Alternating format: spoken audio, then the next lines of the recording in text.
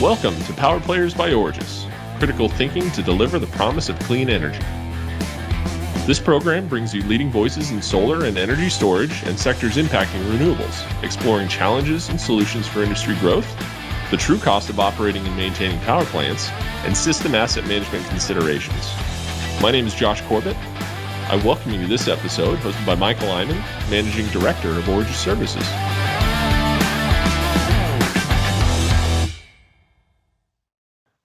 All right, today on Power Players, we have Sarath Srinivasan from Kilowatt Hour Analytics. Sarath, you're the Vice President and Head of Product at Kilowatt Hour Analytics, and you guys are a leader in climate insurance. But you've been doing this stuff for a while, and in fact, you were instrumental in helping scale the solar revenue put to over $3 billion over the last 3 years. Prior to that, I believe you were involved in renewable energy finance for over a decade.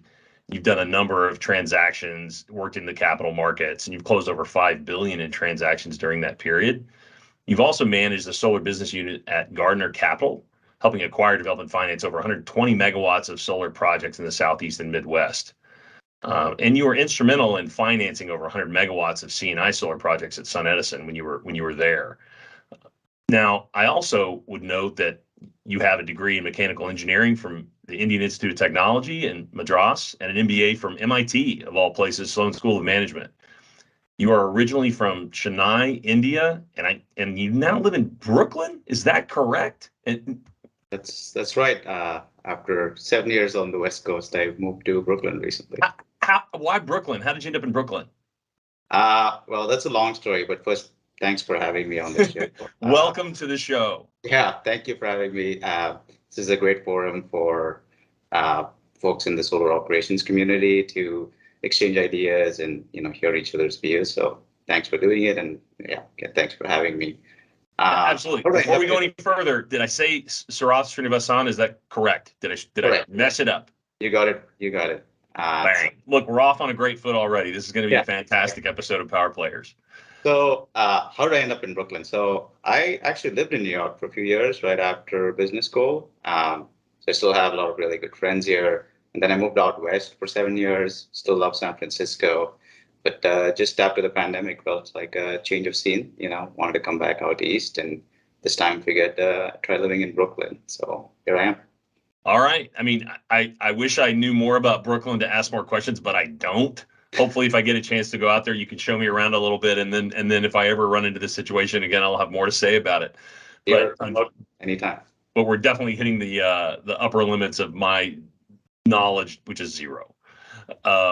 So look, today we're not here to talk about Brooklyn. Obviously we're here to talk about Kilowatt Hour Analytics and your work, sort of helping to quantify and understand the performance of these sites, and to also look at that through the lens of the new Inflation Reduction Act. And so you guys are positioned quite well to take a look at sort of this industry trend and what's going to happen under IRA, because you guys have been looking at production of these sites over a number of years now. I think 4, right? I think you're on the 4th version of the solar risk assessment. So talk to us a little bit about what that is and what you've seen develop from that product, over the last 4 years, and sort of how the industry looks from that perspective. Yeah, that's a good question. It's great to see that happen. It's the 4th year we're publishing it. We've been here for all of it. Take a step back on why we do this. So, who's Scalable Edge Analytics? We, what the role we want to play in the industry is to help connect the insurance markets with the risks in climate, and more specifically the energy transition, through the use of data. So at our core, we're a data company, but we use data to help the energy transition get lower cost of capital through better access to risk management through the insurance markets. So that's what we do. So we want to make sure the industry is up to speed on the latest views on risks that are out there, and also better risk management practices. So that's really kind of why we started publishing this. So we started out in 2019, and here we are, we're the 4th year. So what is the solar risk assessment, right? It's an annual report we put together. We go out to a bunch of leading industry folks and say, hey, what's the one most interesting thing that you learned over the course of the last year in your data? And can you write a one-pager on it, summarizing your findings? And people come back to us, they write what they see with regards to solar risk in the industry, and then we put that all together. So we have folks like DNV, Woodmac, Bloomberg, NREL. So, do you like collaborate with them on is it an ongoing collaboration? Is it something that like each year when you're looking at this report, you reach out and you collaborate again? Like how is that back and forth working relative to this report? Yeah, we kind of go out and ask people, hey, what are you seeing this year? What is interesting? What do you want to talk about? What do you want the industry to know? And they come back and write up what they think. And we work with them sometimes to maybe, just make sure it kind of the overall report flows and people are not talking about the same things and there's no repetition. But for the most part, we let people talk about what they find interesting. We go out to a wide variety of folks. Some years, some folks may say, hey, yeah, this year, nothing particularly stood out for us. So we're not going to write up anything. Other years, people do.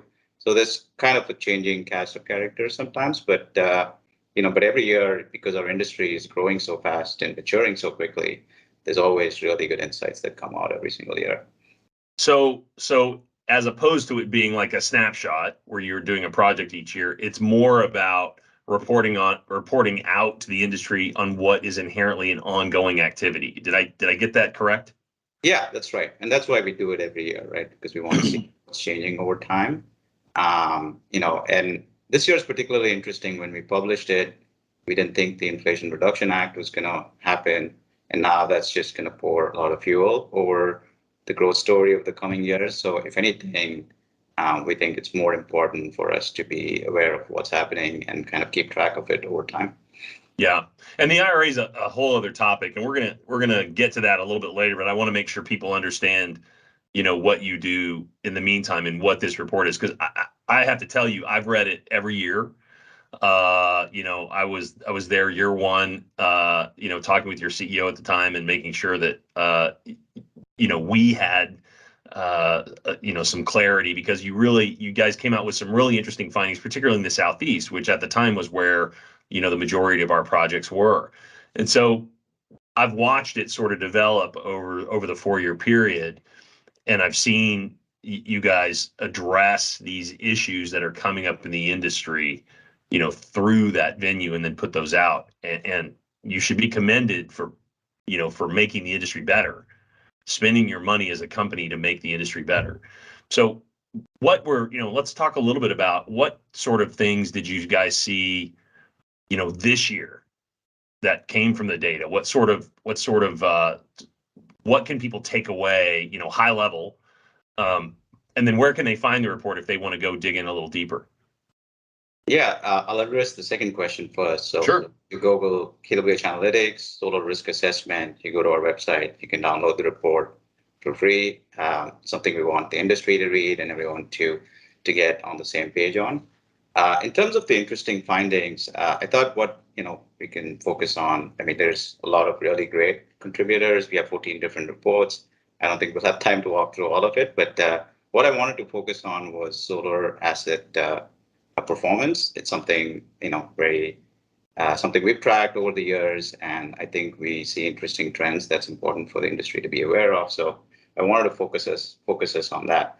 One of the pieces we published this year talks about how asset performance, we've always published every year about asset performance. We do the solar generation index every year, and we published that last year, and we said the median asset is performing at 92% of its P50 prediction, right, in our database. And our database has 30% of the solar fleet in the US. Which inherently means the P50 is not a P50. Exactly, right. And I think that's an open secret at this point in the industry. Yeah. By it, right? I think we all choose to keep lying to ourselves about that one, but yeah, I think everybody realizes it. Right. If in part, I will say, as on the operations side with owners, I was constantly going back and forth, because when they say a site's not performing, inherently they're talking about relative to the model. And so I was always under pressure. Why isn't it performing to the model? Why is it performing to the model? And the short answer is, well, the site as it exists in reality and the model may not be lined up. You guys have done me a huge favor. Huge favor. Thank you so much. And the rest of the folks in the operations industry, because we can point at that and say, now, if you'll notice, it's operating about where the line is that people are reporting across the industry, or above or below, which tells me that the model is off, in a similar way. Because in the past, we were really pushing a rope uphill trying to get owners to accept that because they had financed the model. So thank you for that, and that's a continued service from my perspective, even if it's unwanted news from a lot of the industry. So talk a little bit more about that. And I'm sorry I interrupted. I did want to say thanks.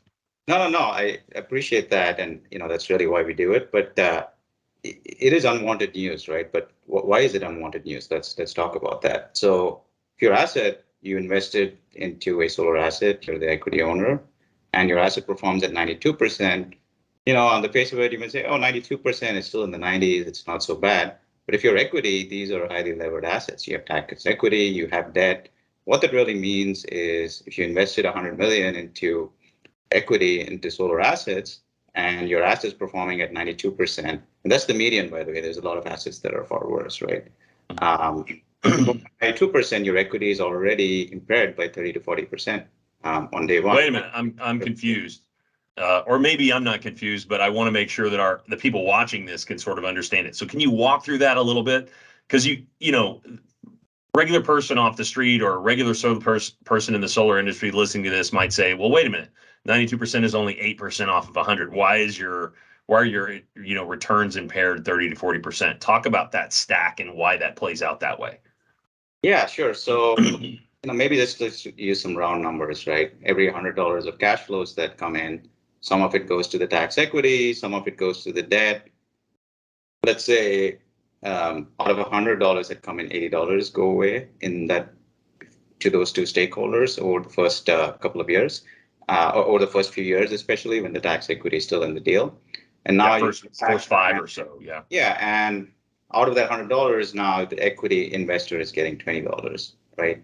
And now when you're performing at 92%, because they are lowest in the waterfall, they get to only participate in the remaining cash flows after both debt and tax equity have taken their share. So if they were going to get $20 before, $80 goes to the other participants. If you're at 92%, now you make $7 less. So that's 40% of your cash flows roughly. So if you're last to the trough, then you're left with what's left. Tax equity went first, preferred debt went first. The 20 to 30% that's left, they get their full amount, the full share, right? And now you're left with just the remainder. So, if you've only got 20% left and you're 10% off, you're down 50%. Right. Exactly. Okay. Exactly. And there are some assets which perform even worse, where even the lenders get impacted. At that point, the equity is completely wiped out. But then the lenders also start to get impacted. But we're talking about the median asset here. So that's a problem. And so in this year's report, we've been talking about this for a few years now. In this year, when we published this report, one of the things we wanted to look at is how is the industry going to be? We want to look ahead, right? Is that still a problem? Are P50 still being aggressive today? Because what we're doing today is locking in these trends for the next few years, right? And what we found is that in some ways a little bit, I wouldn't say shocking because we've seen it over the years, and so it's not surprising to us, but it is a ongoing problem in the industry. So what we found is, so we do the solar revenue put, so we're always seeing new build solar, utility scale solar assets come to us and say, hey, what is it going to cost to insure this asset for underperformance, right?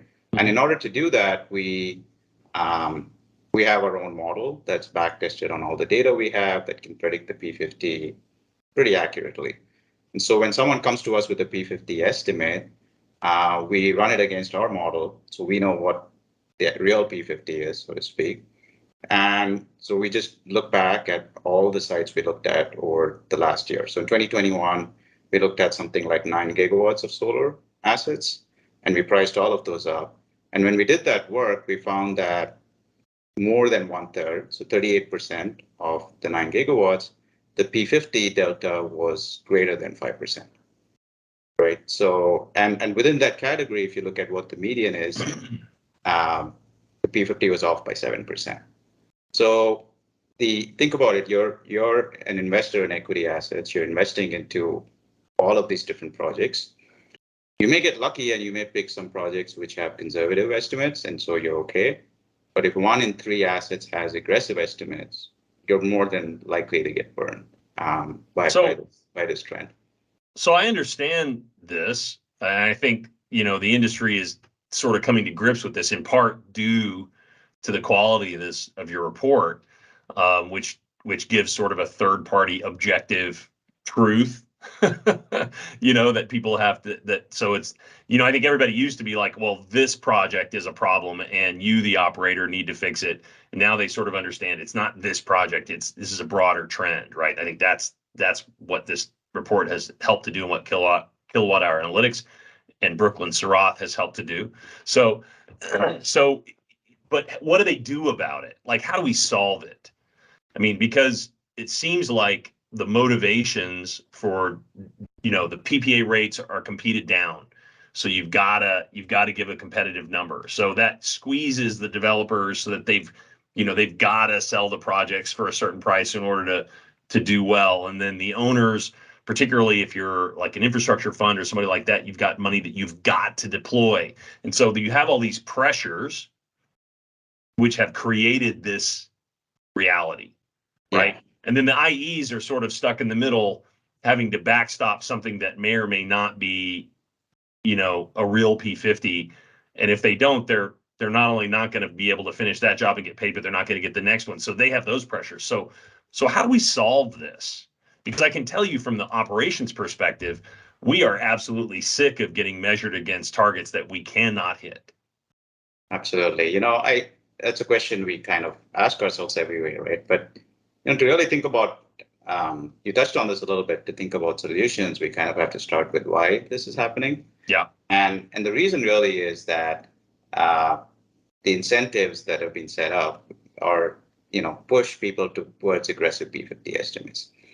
So you've had over the last few years a wall of money that's been coming into the industry looking to invest into assets, right? And when that happens, everyone wants to bid aggressively they get bid up, right?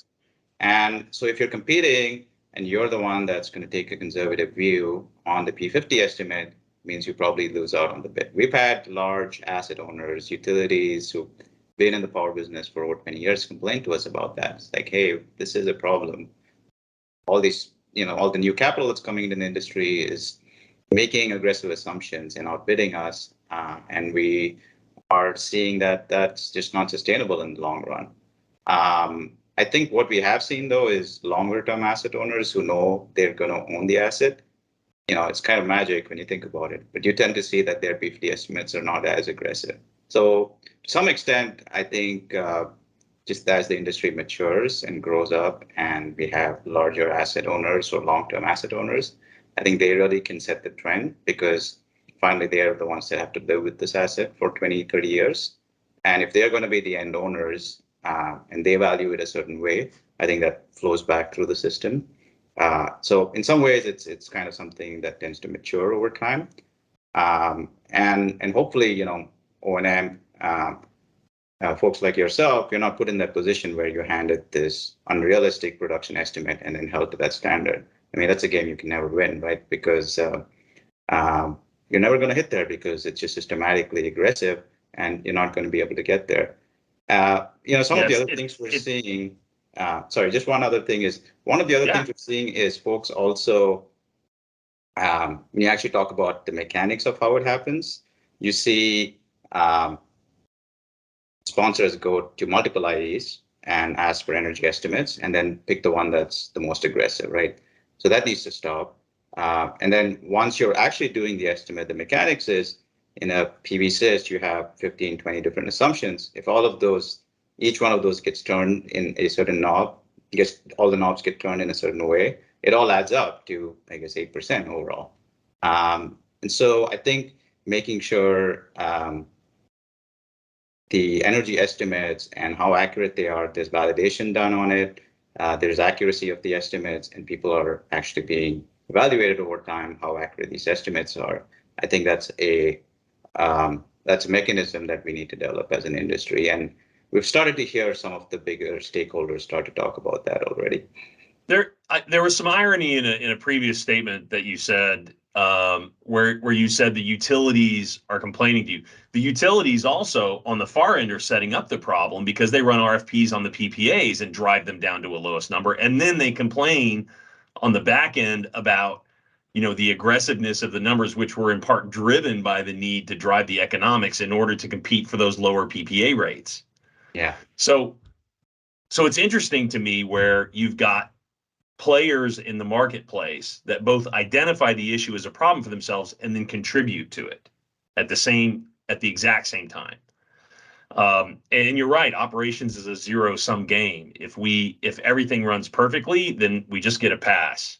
And it's, if everything's not perfect, which is almost inevitable, then we're constantly struggling to achieve a goal that we're not. It also occurs to me, if you look at the DOE and NREL numbers, you'll see that you typically have a period of higher failure rates in the first 12 to 18, even 24 months of a project, where you've got some infant mortality issues around the equipment. You've got, sort of construction quality issues, which are a whole other topic, and we do not have our arms around those as an industry. And that's largely due to the price pressures on EPCs and the erosion of their margins, and them having to cut like oversight and QA/QC and things like that. So, but that's another subject for another day. But that all being the case, and then you've got tax equity coming in, and they're in there for the first 5 years, and they're the first at the trough, right? So it seems to me that really, after the first 5 years is when the equity owners really have an opportunity to make up some space. But what I see is when the financing hits and the site reaches not even COD, but just substantial completion, the owners are immediately like, where's the money? What's it going to be doing, right? Because it's very sensitive from a financial perspective in those first 5 years. On top of that, if you go to the finance forums, you'll see that assets tend to change hands between years 3 and 5. So what I see happening when I roll all that word salad together is you've got challenges, equipment, technical quality challenges in the first 2 years. You've got ITC and tax equity players that are skewing sort of the financials in the first 5 years. And so owners are buying things, they're not performing, and then they're selling them between 3 and 5. And it's the older assets where people are actually sort of getting real on what they can do, and it gets rationalized, and everything on the front end gets squeezed. One area we haven't talked about where potentially there's an opportunity for solutions is the insurance providers. And you guys are deep in the insurance side. Is there a role for insurance to get involved and to say we will only insure it, or you'll get a discount for insurance, or your insurance rates will be good, because insurance has gone up dramatically over the last few years, right? If these expectations are met and certain benchmarks are hit, which makes this more insurable. Is there something to be done there? Because there's a desperate need for a third outside party to push on this issue. The answer is yes, absolutely. And, it goes back to project finance 101, right? In any project finance transaction, you want to take risk away so that the participants can get stable, predictable cash flows. That's really the goal of all of project finance. And when you reallocate risk to a counterparty that's best suited to take that risk on, everybody is better off in the transaction. So that's the core issue. And insurance markets, I think, are really well positioned to take on production risk, because an individual asset may underperform over time, and it could be a lot more volatile. But systematically, when you look at the industry as a whole and you apply the right risk management practices, the industry benefits as a whole. An individual asset may get away with not following certain practices, but the industry as a whole cannot get away with it. And so that's where, you go back historically, insurance has helped, make buildings more resistant to fire, because, it's a cycle, right? Once you establish better better framework for risk management. Buildings start to adopt it because they need to do that to get better insurance prices. So it's a mechanism for ensuring best practices actually happen with a counterparty that actually has skin in the game, right? If you're off and you don't do the things you said you're going to do and your modeling is off, you're actually going to be paying off. And so I think it's very important for the insurance industry to get involved in setting what is a realistic P50. And one of the ways we could do that is, if you're buying an asset and you think, hey, this is an aggressive estimate that you don't understand, you can say, okay, let me go get insurance on it and see how that prices out. And then that starts a conversation, right? Before you had two people with different opinions, and they're just arguing about what's the right answer in a very uncertain future-looking forecast of how an asset performs. But now with insurance, you can kind of bring it to the table saying, okay, here's the difference in view, here's what a third party thinks, here's what it's going to cost to insure it. And then you can arrive at a solution that allocates risk better. I think that's really the key here. Yeah, it's funny. I worked with KWH some years ago. Gosh, I think it's going on 7 now, to create the initial, because I agree with you. I think there were performance guarantees that, like, SunPower, SunEdison, First Solar, they were doing these, what they called PGUs at the time when I was at SunPower, which is a sort of silly word. But there were performance guarantees. And then as the price came down, the operators couldn't afford to and we're also not in a position to guarantee performance, because most of the things that drive performance beyond outages, we just don't have any control over. And so, I worked with KWH at that time to create, and we created the initial products, where you could pay for insurance to ensure performance, because we felt insurance companies were the right people to take that risk when you look at everything.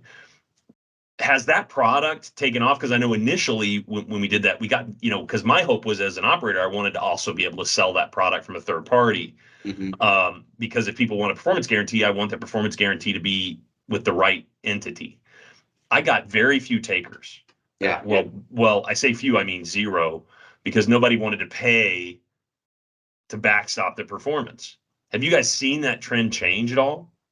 It's interesting you bring that up. We have, especially in recent months, started to see a change in that trend. I think the industry swings from one end, swings like a pendulum from one end to the other. Going back, 2012, 2014, there were all these performance guarantees, really robust ones that guaranteed that, hey, if you hire us to operate this site, we will ensure that the asset produces this amount of energy, come what may, right? Yeah. And then we the way to, just preventative maintenance, and we'll pay for everything else as kind of cost got stripped out of the industry. But I think you're starting to see people get burned when 30 to 40% of your equity is impaired. You start to realize that, hey, there's a cost here. And, with all things, people start to really realize risk only when they get burned by it. And so we're starting to see sponsors ask some O&Ms, hey, well, we want a more robust guarantee. How can you do that? And I think that's where there's a really good opportunity to collaborate. And we went down this path, many years ago, but I think the opportunity is ripe now where, if a sponsor wants a more robust guarantee, an O&M provider may not necessarily be well positioned to take on weather risk or parts availability risk or all of that. But then the O&M is also really well positioned to operate the site effectively.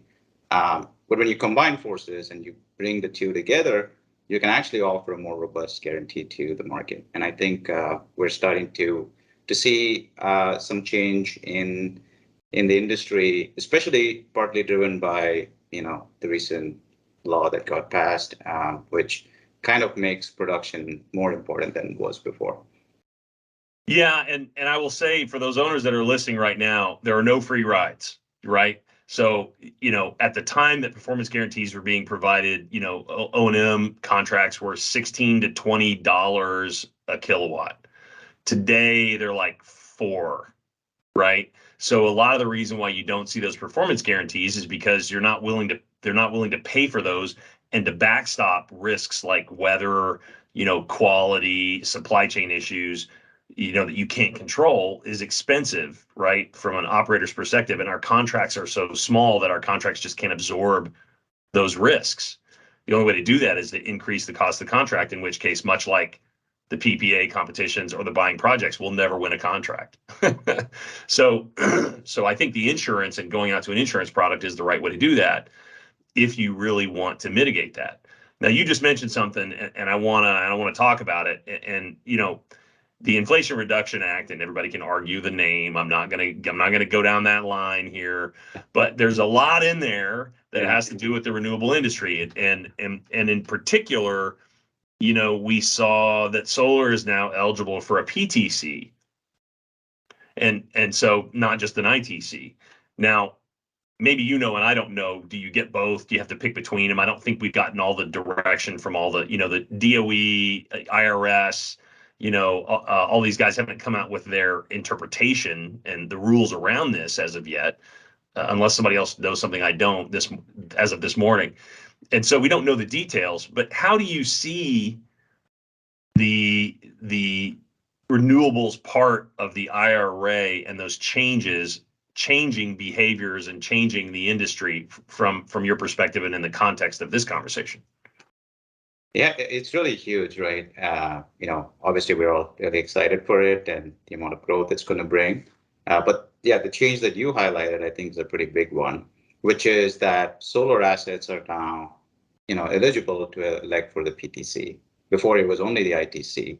And so what that means really is, and a lot of the learnings are from the wind industry that has lived through this for decades now, I guess, that before, your revenues were tied to how your asset performed, and just your revenues and maybe your renewable energy credits were tied to megawatt hours. But now your tax credits are also tied to megawatt hours. So your which credits? Your tax credits. Tax credits. I heard S credits. I stood next to jet engines for years.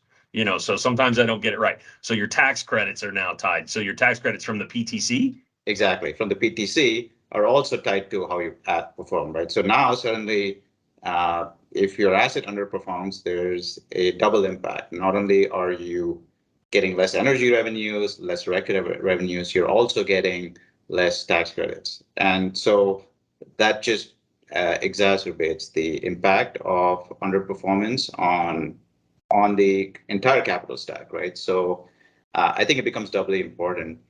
What we're hearing is that in areas where the solar resource is really good, like in the Southwest or in California, just high solar irradiance regions, they're more than likely to adopt the PTC rather than stick with the ITC. Some other regions, like maybe the Northeast, for example, may stick with the ITC.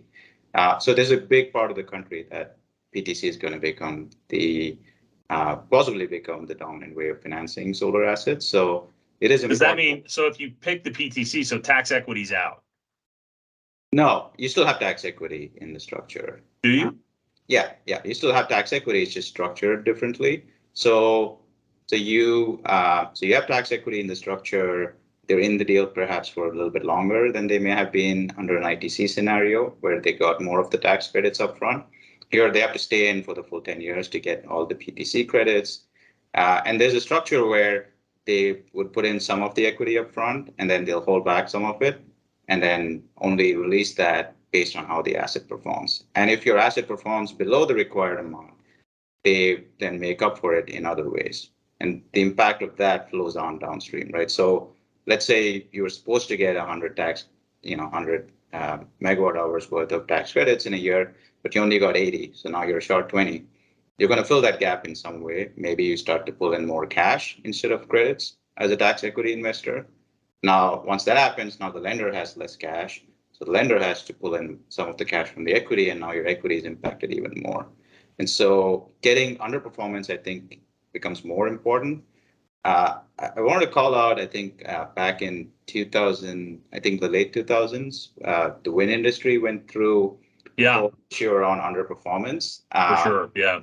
It was pretty huge, I think the wind turbine power curves were off. There was just massive overestimation that was happening. And because the tax equity were also exposed, it was a really big problem.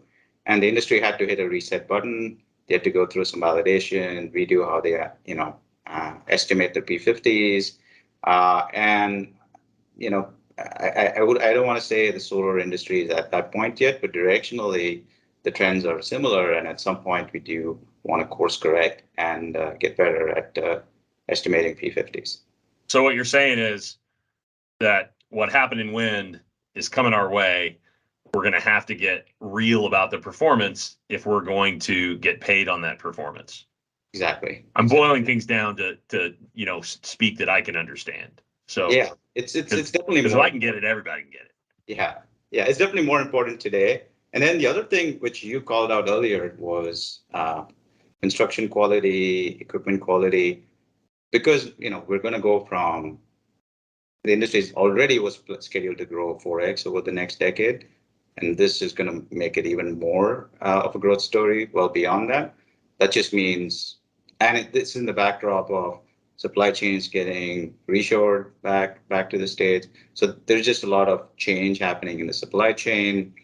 And in general, there is constraint in the ability of EPCs to build quickly. All of that means there's just more uncertainty in how the asset that gets built performs. So even setting aside the PTC, I think just the fact that there's going to be more growth makes it more important to make sure assets perform well and that we get our modeling right and follow the best practices. Well, I will tell you, as a service provider and having worked in operations in this, we're on the end of that whip, right? We're way out on the end, and I would love it if we had targets that were achievable, and because that would sync us up with our owners and with our assets in a way that would be really healthy, right? Because today, there's a lot of stress in those relationships over these numbers. And if you have impossible numbers, then that stress never stops.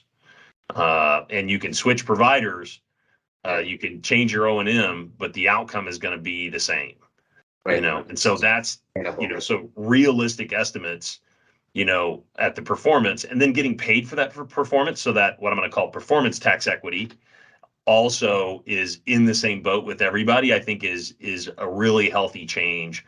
And I look forward to that change happening in our industry. Any final thoughts for folks around this topic as a whole, performance and tax credits and sort of changes and what's going to happen going forward with these changes in law? No, I think kind of look back at the growth of solar over the last decade from 2012 to now. It's just been staggering, right? But I think we all have to remember that we're still a pretty young industry that's scaling quickly. And so a lot of these are international growth pains that we just have to work through on the path to becoming a more, mature player in the energy markets, because everything goes according to plan. Solar is going to be a big part of the energy system in the country, and making sure we're prudent stewards of being in that position, I think is critical, and making sure assets produce and perform the way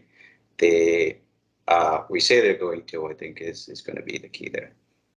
Yeah, it's interesting. When you're in this industry long enough, you see like the stressors change, right? So for a long time, the stressor was get the price down to reach parity so that we can compete with regular power. We exceeded the timelines that every single timeline I ever saw that were projected on that. We exceeded all of them, and we were operating at ludicrous speed, to get there, right? Because suddenly it became the cheapest form of power to put in the ground. And my view of what's happened here is, the industry just went plaid. And nobody knows how to operate at that speed. And the supply chains have to move around. The sources of materials have to be moved closer to the industry, and labor is going to be a huge problem. And so while we're dealing with those problems, which are very real structural issues, I think getting on the same sheet on the problems that we actually create ourselves and eliminating those can help to clear some of that fog, and help give us a clear vision of the future of the solar industry. Sarath, who from now on is going to be Brooklyn Sarath to me, thank you so much for your time today.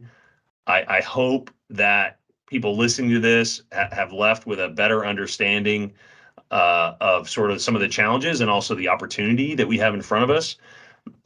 You are a power player, and kilowatt hour analytics, I said that wrong, has really had a big impact with this report. Please keep putting it out. Please keep speaking truth to power and being that objective truth. And thank you so much for joining us on Power Players. Thank you so much for having me.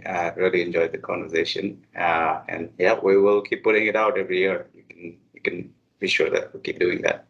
Well, we're listening. Thanks, and we'll talk again soon. All right. Bye. Bye now.